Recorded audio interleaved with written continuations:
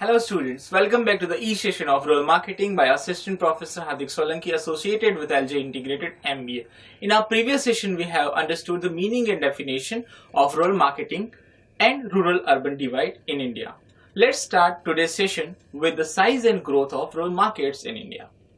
The fast-moving consumer goods, that is FMCG sector in rural and semi-urban India is estimated to cross $100 billion by 2025. The rural FMCG market is anticipated to expand at a compound annual growth rate, that is CAGR, of 17.41% to $100 billion during 2009 to 2025. Rural FMCG market accounts for 40% of the overall FMCG market in India in revenue terms. Amongst the leading retailers, Dabur generates over 40 to 45% of its domestic revenue from rural sales. Hindustan Unilever rural revenue accounts for 45% of its overall sales, while other companies earn 30 to 35% of their revenue from rural areas. Now let's discuss rural marketing structure. Rural market structure includes the various type of environment which are very important and to be understood by the marketers who want to sell their products in rural areas. Demographic environment is the first one which we are going to understand. So, demographic environment, that is growing population, is not a sign of growing market unless they have considerable purchasing power. Generally, people between the age of 15 to 35 are the largest consumption group of many goods. More particularly, consumers who falls in the age group of 20 to 35 accounts almost 25% of India's total consumption. If the corporate gear up their marketing policies to attract the people below the age of 35, then they can easily tap nearly 70% of rural potential. Education and level of demand. The improved literacy rate naturally leads to the growth of demand for education-oriented products like pen, pencil, notebook, and electronic items, goods such as digital diaries, calculators, etc.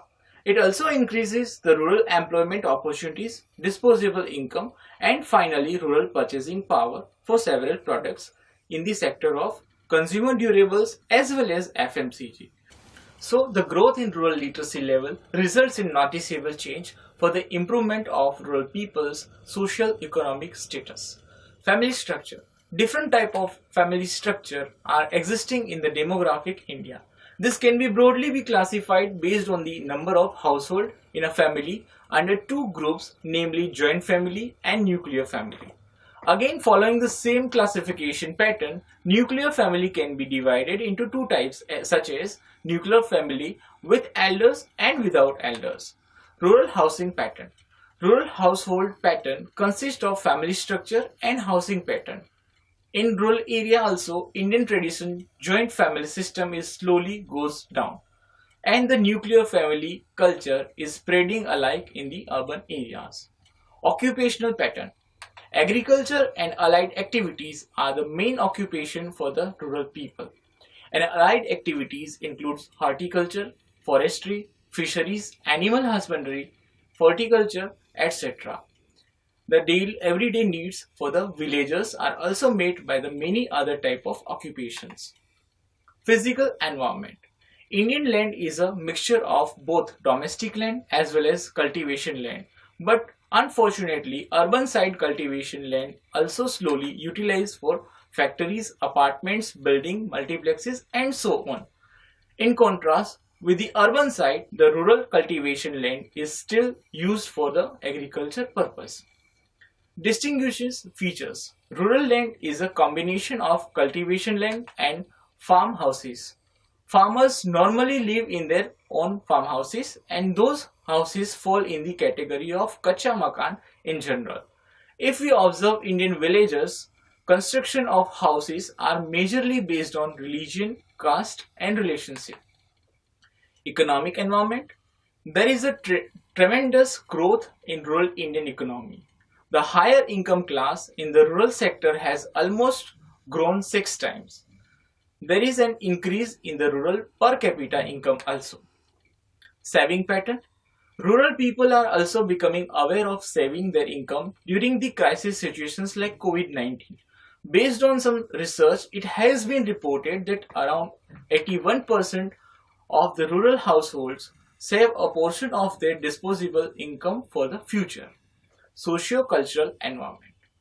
It is very difficult to define definite boundary for the identification of socio-cultural differences in a country because every country has different society and polity, and that too varies from region to region. It also varies between sub-regions, different religious, caste and community groups.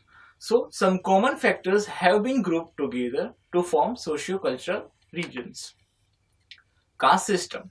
The Indian caste system is a system of social stratification and social restriction in India, in which communities are defined by thousands of hereditary groups called jatis.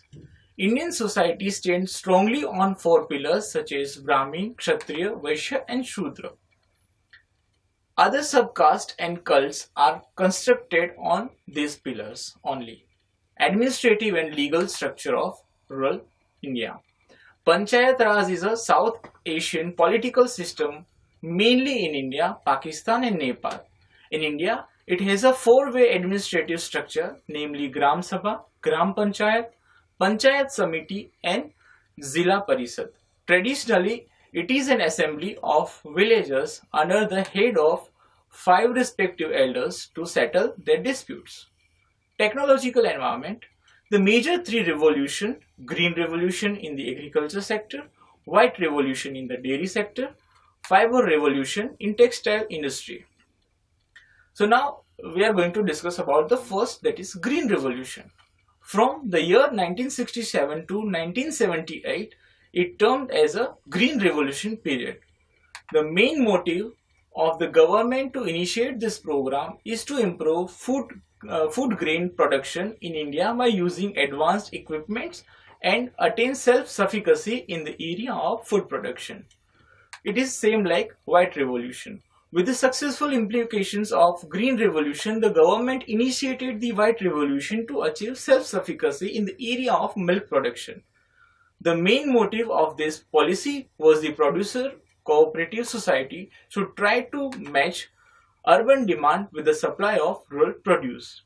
In India, most successful states in the dairy development through producers cooperative society are Gujarat, Punjab, Haryana, Western Uttar Pradesh and Andhra Pradesh. If we compare the results, nearly 80% of increase is affected in the field of milk production from all over the country. In our next session, we are going to discuss about the APMC market. Thank you.